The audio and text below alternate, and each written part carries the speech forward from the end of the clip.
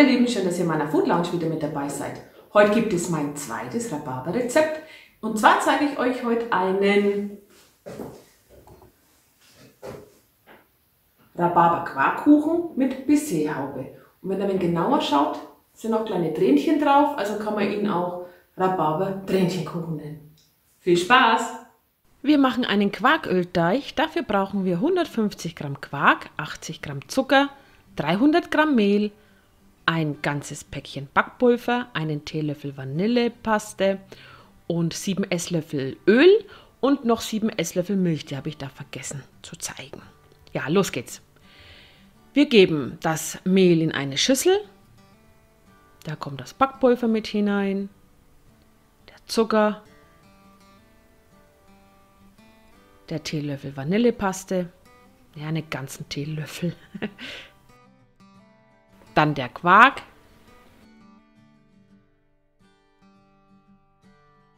Und das verkneten wir jetzt zu einem Teig. Und während unsere Maschine schön arbeitet, kommt noch das Öl dazu.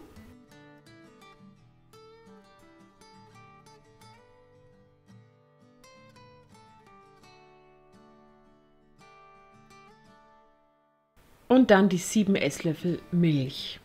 Es kann sein, wenn euch der Teig zu klebrig ist, dann gebt ihr noch ein bisschen Mehl dazu. Ist er zu fest, einfach noch ein bisschen Milch oder ein bisschen Öl. Ja, so sah er aus. Den musste ich noch mal kurz mit der Hand durchkneten. Dazu gebe ich meinen Teig einfach nur auf eine saubere Arbeitsfläche und knete den Teig noch mal kräftig durch. So sah er dann aus. Das Gute beim Quarkölteig ist, er muss nicht ruhen. Also er ist übrigens ein toller Ersatz für Hefeteig. Momentan hat man ja das Problem mit der Hefe. Also wenn ihr irgendwas machen müsst mit Hefe, so ein Hefeteig, Quarkölteig ist super dafür geeignet. Ja, den rolle ich jetzt aus. Und zwar habe ich eine Springform mit der Größe von 26 cm. Und da rolle ich jetzt meinen Teig so, ja, auf die Springform aus. Und zwar auch ein bisschen größer, denn wir brauchen auch noch einen Rand. Hier ist meine Springform, da gebe ich jetzt einfach den Teig hinein und passe ihn der Form an. Und das Schöne ist beim Quarkölteig, der lässt sich richtig schön ziehen, ohne dass er gleich reißt. Ne? Also schaut bitte, dass der Rand wirklich bis oben rauf geht. Und da könnt ihr ein wenig schön dran rumziehen und zerren und funktioniert einwandfrei.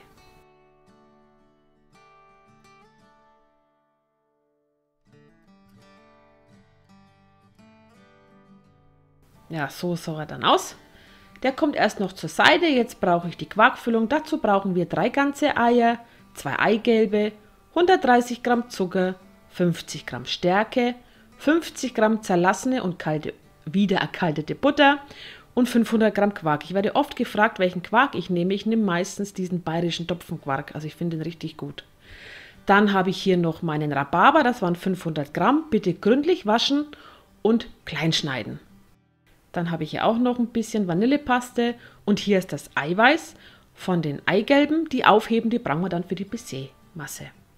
Ja, los geht's. Hier ist mein Quark jetzt schon drin. Da kommen jetzt die 3 ganzen Eier mit hinein.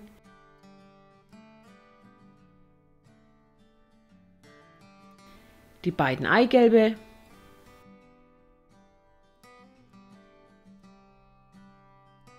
Und meine Vanillepaste.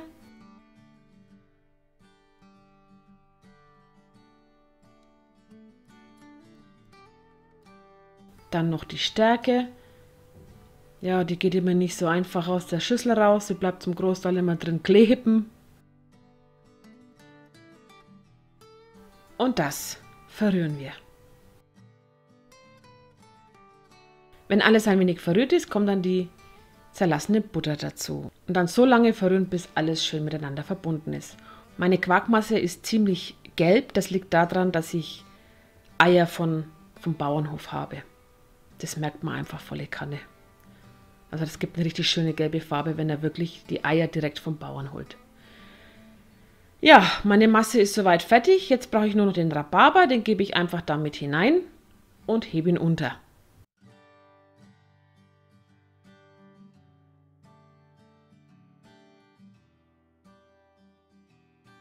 So sieht's aus.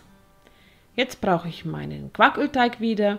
Da gebe ich jetzt einfach die Masse hinein.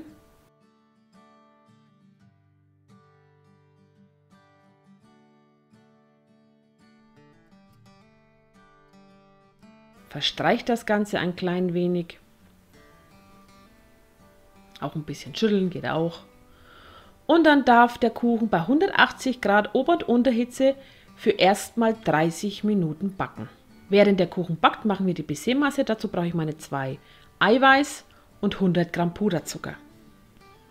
Ja, und das geht eigentlich ganz einfach. Das Eiweiß einfach in eine Schüssel geben, ein bisschen aufschlagen und zwar am besten so lange, bis es so richtig schön zum Schäumen beginnt und schon etwas weiß wird.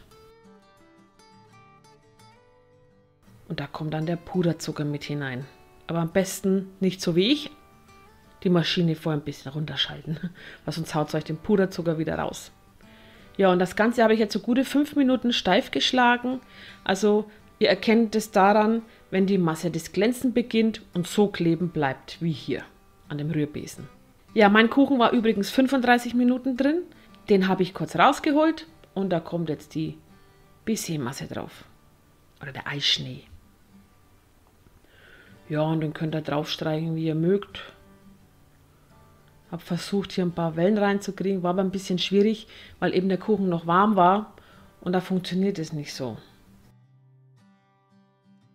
Ja, wenn ihr dann den Eischnee auf dem Kuchen verteilt habt, dann darf er nochmal für gute 5 bis maximal 10 Minuten, nicht länger, nochmal backen.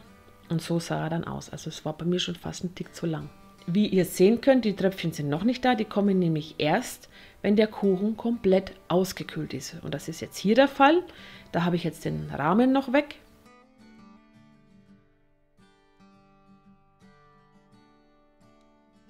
Und dann war er auch fertig. Und da sieht man es dann auch so richtig schön. Ja, also es ist so ein Käsekuchenverschnitt, kann man sagen. Wer sowas mag, wird den Kuchen lieben. Also ich mag Quarkkuchen oder Käsekuchen allgemein sowieso.